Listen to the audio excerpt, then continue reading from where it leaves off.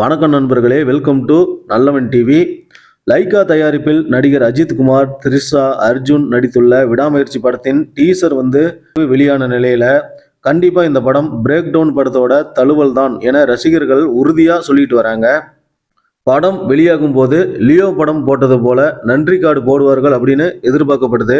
1997ஆம் ஆண்டு ஜானதன் மாஸ்டோவ் இயக்கத்தில் curd Russell நடித்த பிரேக் டவுன் படம் வெளியானது. அந்த படத்தை தான் விடாமுயற்சி என மகிழ் திருமேனி இயக்கியிருக்கார் அப்படின்னு சொல்றாங்க. ஆனால் அந்த படத்தை அப்படியே எடுக்காமல் கொஞ்சம் வேறு மாதிரியான ட்விஸ்டையும் மகிழ் திருமேனி விடாமுயற்சி கதையில சேர்த்திருப்பதாகவும் தகவல்கள் வெளியாகி இருக்குது. எல்லாரும் எல்லாமும் உன்னை கைவிடும் போது உன்னை நம்பு என்ற டேக்லைனுடன் விடாமுயற்சி டீசர் வெளியாகி ட்ரெண்டிங்கில் தெரித்து வருகிறது. லைகா நிறுவனம் விடாமுயற்சி படத்தின் ஷூட்டிங்கை 6 மாதங்கள் நிறுத்தி வைத்தாலும் டீசரை பார்க்கும்போது ஹாலிவுட் தரத்திலேயே உருவாகி இருக்கிறது அப்படின்னு சொல்லலாம்.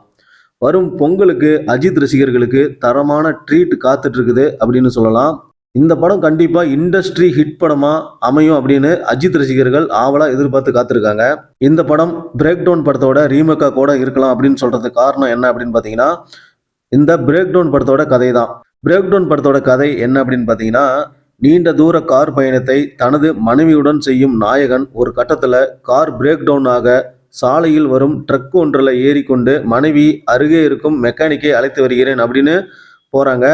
அவர் திரும்ப வராமல் போக தனது காரை சரி செய்து கொண்டு தனது மனைவியை தேடி ஹீரோ அலைவதும், அவர் சந்திக்கும் மனிதர்கள் எல்லாம் அவரை ஏமாற்றவும், கடைசியில் தனது மனைவியை அவர் எப்படி கண்டுபிடித்தார் அப்படின்னும், வில்லனை எப்படி இருவரும் சேர்ந்து பழிவானாங்க அப்படிங்கிறது தான் இந்த பிரேக் டவுன் படத்தோட கதை.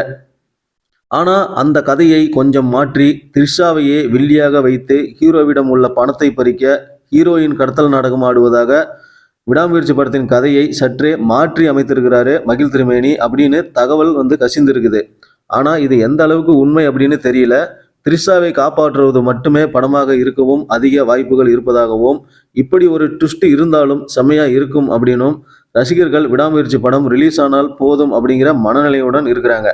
படத்தோட கதை ஒரு பக்கம் இருக்கட்டுங்க, இது எல்லாத்தையும் தாண்டி மகிழ் திருமேனியோட ஸ்கிரீன் பிளே மற்றும் தல அஜித்தோட நடிப்பு இதெல்லாம் நின்று பேசும் அப்படின்னும், வில்லனாக அர்ஜுனும் அவரது மனைவியாக ரெஜினாவும் கலக்க காத்திருக்கிறாங்க அப்படின்னும், போல்டான லேடியாக த்ரிஷா ஒவ்வொரு பிரேமிலும் தூள் கலப்ப போறாரு அப்படின்னு சொல்றாங்க. அதே மாதிரி பொங்கலுக்கு குட் பேட் அகலி படம் வராது அப்படிங்கிறது கன்ஃபார்ம் ஆயிருக்குது. கண்டிப்பா குட் பேட் அகலி படம் மார்ச் அல்லது ஏப்ரல்ல ரிலீஸ் ஆகிறதுக்கு வாய்ப்பு இருக்குது. இந்த பொங்கல் விடாமுயற்சி பொங்கலா கண்டிப்பா எல்லாரும் கொண்டாட போறாங்க. இந்த விடாமுயற்சி படத்தோட எந்த படம் போட்டிக்கு வந்தாலும் கண்டிப்பா ஒரு பிரச்சனை தான் அந்த படத்துக்கு. அதனால விடாமுயற்சியோட எந்த படமும் மோத வரமாட்டாங்க அப்படிங்கிறது தான் நினைக்கிறோம்.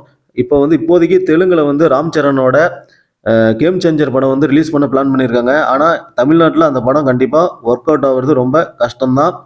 ஏன்னா இந்த படம் தரமாக இருக்கும்போது கண்டிப்பாக அஜித் படத்தை தாண்டி எந்த ஒரு படமே நின்று பேசுறது கொஞ்சம் கஷ்டம். இதை விஸ்வாசம் மற்றும் பேட்டை அந்த இதுலேயே பார்த்துருப்போம்.